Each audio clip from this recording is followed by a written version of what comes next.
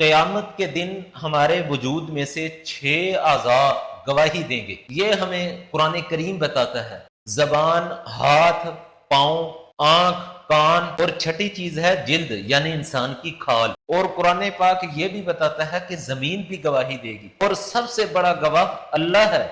اور پھر 2 فرشتے لکھا ہوا اعمال نامہ اللہ کی عدالت میں پیش کریں گے۔ انسان کی ساری زندگی لکھی ہوگی۔